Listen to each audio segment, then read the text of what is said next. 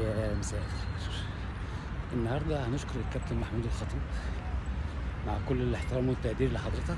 كفايه كده، لان المظهر المتخلف اللي ظهر امبارح في استاد القاهره والحقيقه حاجه تعر، يعني ان احنا مش عارفين ننظم مباراه كره قدم.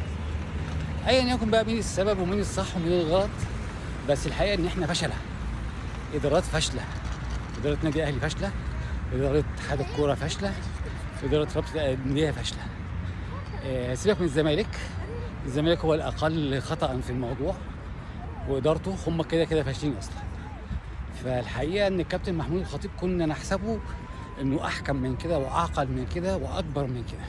لما الموضوع يقف عند اسم مصر، الموضوع يقف عند امن مصر، لازم نبقى اعلى من كده.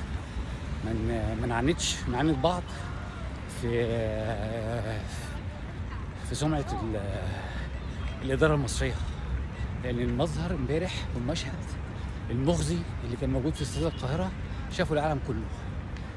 يا سيدي شافوا الوطن العربي بس، متابعينا في الوطن العربي. طب ليه؟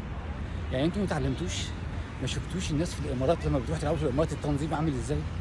ما شفتوش اخواتنا في السعوديه بيعملوا منتج عامل ازاي ودوري عامل ازاي؟ مش ملاحظين ان انت بقى عندك منافس قوي جدا في المنطقه، الدوري السعودي؟ ومن حقهم الناس بتعمل منتج محترم ومنتج مصروف عليه ومنتج متكلف ومنتج منظم.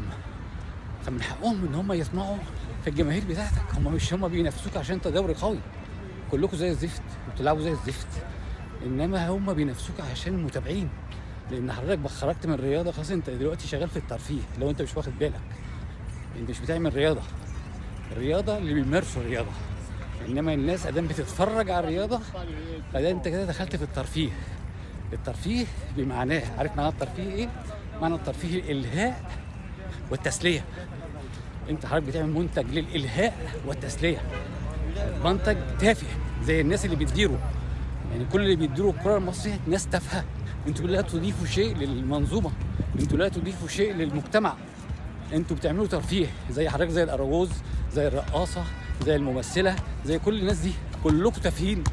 كلكم تافهين عشان تيجي انت تعمل لي موقف زي دوت عامل فيها بطل. وانا النادي الاهلي ومعتمد على الشعبيه بتاعتك، تبقى انت راجل ما بتفهمش، راجل ما بتفكرش.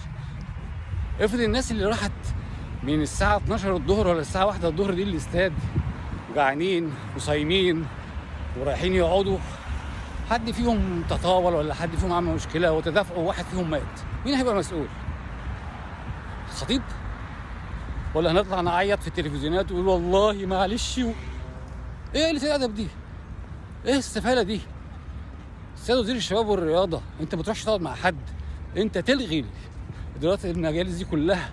مجالس الادارات دي كلها تتلغي، سواء اهلي، زمالك، اتحاد كوره، رابطه، يعني كل ده يتلغي ان شاء الله. حتى تلغي النشاط الكروي في مصر كله. انما نشوف المنظر المخزي ده، المنظر اللي يعر ده امبارح، وكل واحد يقول لك انا مسؤول، اصل انا مش عارف عملت ايه وانا عملت ايه. ايه اللي كده؟ بتعندوا بعض على حساب مين؟ بتعندوا بعض على حساب مين؟ كلكم مالكوش لازمه. لما يجي الموضوع عند اسم مصر يبقى كله طز، بلا خطيب بلا غيره، كله طز.